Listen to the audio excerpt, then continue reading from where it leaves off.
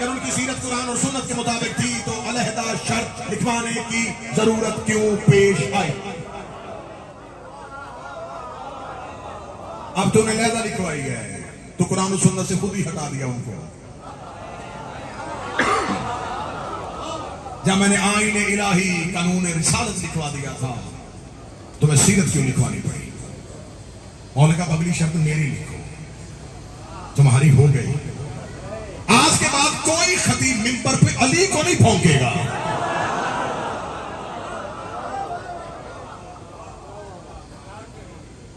सत्तर साल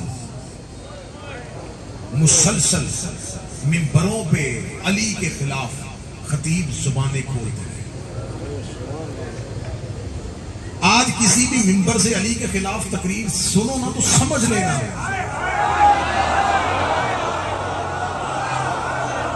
ये शाम वाले का मिंबर है।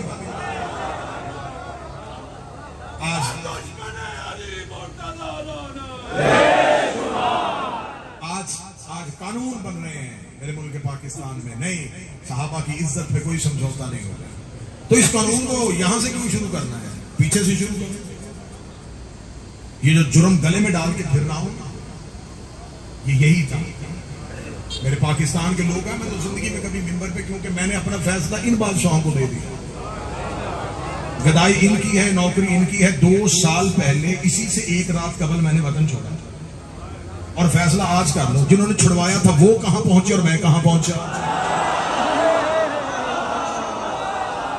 वक्त ने फैसला कर दिया, मैं तो वहां आ गया जो हमारी मंजिल थी।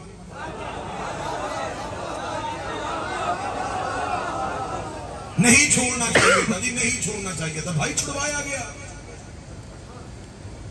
कहा गया कि 1 रात के अंदर वतन छोड़ो वरना ये मानो। वो मैं मान नहीं सकता और वो मानने के लिए तुम्हारे कई बड़ों ने साइन कर दिए।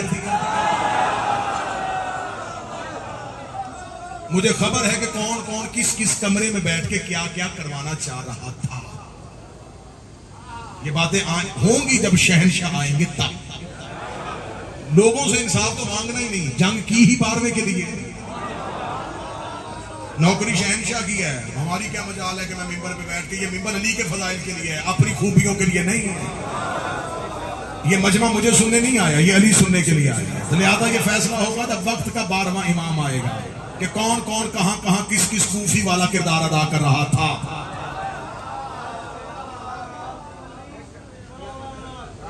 लिहाजा मेरे मौला शहंशाह इमाम हसन ने कहा कोई खतीब मिंबर पे अली को नहीं भूखे। आज लोग कह रहे हैं साहबा की इज्जत पे कोई समझौता नहीं होगा, तो कानून पीछे लेके जाए। अली को इमाम नहीं मानते, साहबी तो मानते हो। तो अगर साहबा को मानने से बंदा काफिर, ना मानने से बंदा काफिर हो जाता है, उसका क्या करोगे जिसने अली को नहीं माना?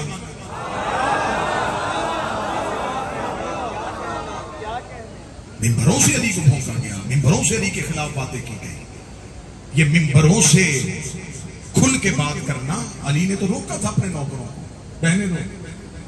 ये तुमने शुरू किया था जब तुमने मिंबर अली के खिलाफ इस्तेमाल किया, तो अब ये मिंबर अली के दिफा में इस्तेमाल। इमाम हसन बादशाह ने वाहिदा, कल मैं पहुंचा था मौला हसन अमीर की शहादत, मौला को शहादत मिल गई। अब ये अगला जो दौर आया, ये दौर बड़ा सख्त। अब थोड़ी आपने तवज्जो फरमाया। इस दौर में कूफे पे अपनी मरकजी हुकूमत कायम कर ली गई। जब कूफे पे अपनी मरकजी हुकूमत कायम कर ली गई और इमाम हुसैन को बैत के लिए मुतालबा कर लिया गया और 4 लोगों का नाम हाकिम शाम अपने बेटे को बता के गया था कि इन 4 लोगों ने तेरी बैत नहीं करनी।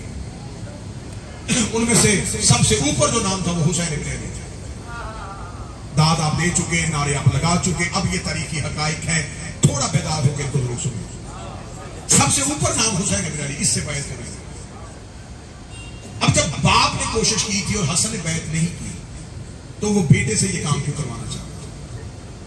क्योंकि अब वो मलूकियत को इमामत में बदलना चाहता था।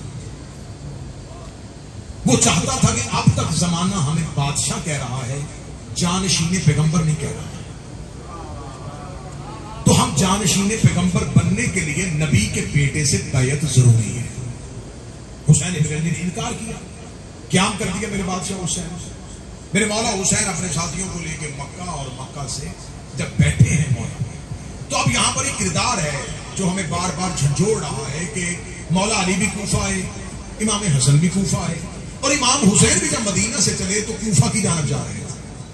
तो कूफा में क्या हो रहा था जो 3 इमाम वहां जा रहे थे? ये सवाल जरूर, आखिर कूफा में इतनी मरकजियत क्यों? मैंने आप के सामने गुज़िश्ता तकारीर में कहा कि कूफा में शियान अली की भी कसरत थी, लेकिन मौला अली की शहादत के बाद शियान अली को या शहीद कर दिया गया था या जिंदानों में बंद कर दिया गया। अब यहां जो खतूत गए हैं ना मौला इमाम हुसैन, उनमें से सुलेमान बिन सुर्द खलाई एक किरदार है कूफा का, जिसने खत लिखा इमाम हुसैन और अपने घर में बहुत से लोगों को बिठा के उनकी ताईद लिखी। एक खत कूफा से हानी बिन उर्वा, जो जनाब मुस्लिम के मेजबान थे, ये कूफा के बहुत बड़े सरदार थे। इनकी सरदारी का मैं अपने बच्चों को यही बता देता हूं कि 12,000 जवान तलवारें लेकर इनके पीछे चलते थे।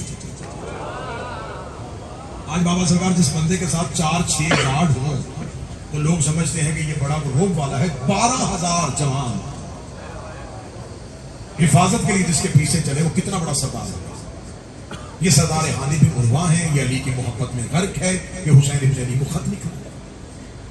अब जब खतूत मक्का पहुंच रहे थे और खबर शाम वाले को पहुंच गई, अब यहां पर इसने बहुत से जाली खतूत अपने लोगों से शिया बन के हुसैन इब्न अली को लिखवाए। ये बातें बहुत जरूरी है समझनी कि ताकि पता चले कि कूफा से खतूत लिखने वाले कौन थे। वो जो खत थे, खत और खतूत के मतन जो है वो दोनों ही किताबों में। जो शिया खत लिख रहे थे, जो अली के नौकर खत लिख रहे थे, उनके खत का मजमून क्या होता था? हमदे इलाही, आले मोहम्मद के घर की तौसीफ, और उसके बाद कहा जाता था कि मौला आप जल्दी आइए, हम आपसे बैत के लिए तड़प रहे हैं, हम इंतकाम लेना चाहते हैं अली का, हम इंतकाम लेना चाहते हैं हसन का, हम आपकी क़यादत में, हम कभी भी नुमान बिन बशीर उस वक्त गवर्नर था कूफे का, हम ना उसके पीछे नमाज जुमा पढ़ते ना नमाज ईदैन पढ़ते, जब तक आप नहीं आएंगे हमने नमाजें पढ़ेंगे तो आपकी इक़्तिदा है। ये थे शियों के खत के मज़ामी। और जो हाकिम शाम के बंदे लिख रहे थे, अब वो भी खत तारीख में लिखे हुए, लहलहाती हुई फसलें, मेवादार दरख्त आपका इंतजार कर रहे हैं। ज़हन बता रहा है कि इमामत को क्या समझ।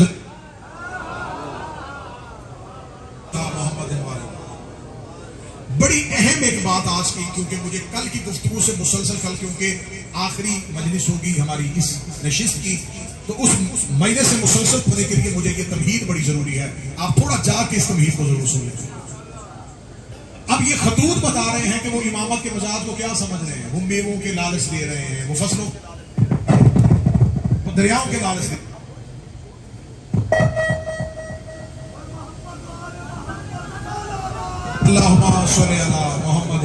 मोहम्मद। बस मैं 5 या 6 मिनट में गुफ्तगू को बिल्कुल क्लोज करें। अब यहां पर यह लालच दिया जा रहा है। मौला इमाम हुसैन ने मुस्लिम बिन नकील को कूफा की तरफ रवाना किया। जनाब मुस्लिम बिन नकील जब कूफा पहुंचे तो उस वक्त कूफे का गवर्नर नुमान इब्न बशीर, जनाब मुस्लिम पहुंचे सबसे पहली पनाहगाह मुख्तार के घर। जनाब मुख्तार ने जब देखा कि हम अपने क़याम करना है, तो जनाब मुख्तार जनाब मुस्लिम को हानी के घर छोड़ के खुद गए थे। जो लोग अली मौला की शहादत के बाद अली के शिया कूफा छोड़ के दूसरे इलाकों में चले गए थे, उनको वापस लेने गए थे कि आओ अब दोबारा क़याम करना। इसलिए आपको शहादत इमाम हुसैन में मुख्तार का जो किरदार है ना, कि मुख्तार उस वक्त कहां थे, तो ये उस सवाल का जवाब है कि जनाब मुख्तार अली के शियों को क़याम के लिए आमादा करने के लिए कूफा से निकल गए। और ये पिछले जब ये कोविड जो था ये अरूज पे था, ज़ायरीन जो तड़प के आते हैं, पता चला था ना फ्लाइटें बंद हो रही हैं, तो मैंने भागते हुए बंदे भी करबला से देखे, जल्दी घर चले, फिर पता नहीं क्या हो, फ्लाइट मिले न मिले, तो घबरा जाते हैं। हल्का सा बीमार भी हो तो मैंने घबराते हुए लोग देखे। बशरी तकाज़ा घबरा जाना चाहिए, लेकिन ये नहीं है कि आपने सिर्फ ये कहना है कि हम जाएंगे मौला हुसैन से अभी ये मांग के ले आएंगे और फिर घरों में आके कहेंगे हम ये मांग के ले आएंगे। हुसैन से हुसैन खुदा उस वक्त से होशियार हो जाओ जब वक्त का इमाम आएगा और कोई ये कह के अपना चेहरा ना फेर ले कि मौला भी मेरी तैयारी मुकम्मल नहीं है। इस सोच के साथ इन गलियों में फिरना, यहां बार-बार सर से अमामा उतार के रो रहा है।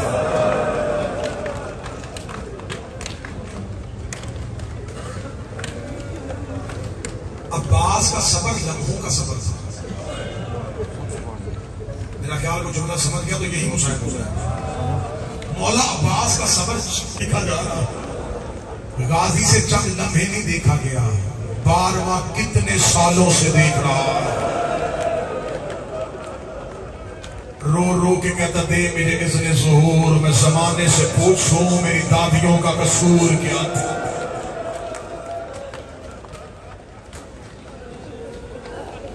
बस ये पैगाम है, मेरी माँ अपनी बच्चों की तरबियत करो तो हुसैन पे मरने के लिए, अपनी औलाद को पालो तो उन्हें कहो तुम्हें पाल रही है हुसैन पे मरने के लिए। ये ज़हरा का गरीब बेटा है जिसने जख्मों में चूर होकर आखिरी वक्त में तुम्हें याद किया।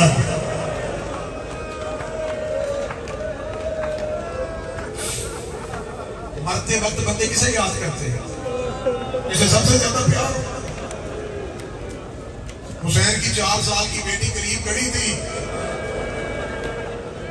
और तेरे इमाम का कातिल कह रहा है कि हुसैन के लबे ले। मैंने समझा बेटियों की पनाह मांगेगा, बेटों की कब्रें मांगेगा। उसका मैं कान करीब किया तो कह रहा था मेरे शियो जब कभी ठंडा पानी पीना मेरी प्यास को याद करना।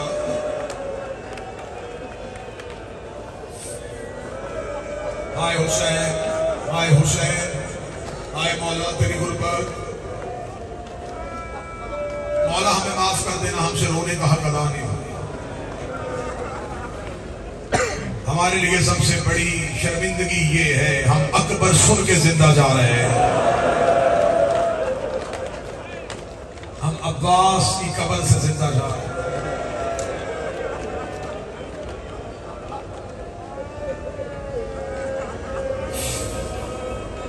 कल आखिरी रात है हुसैन।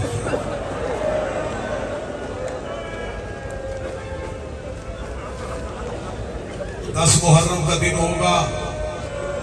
यहाँ 10 दिन में ज़ायरीन से दोस्तियां हो जाती हैं, माओ बहनों की माओ बहनों से ताल्लुकात बन जाते हैं।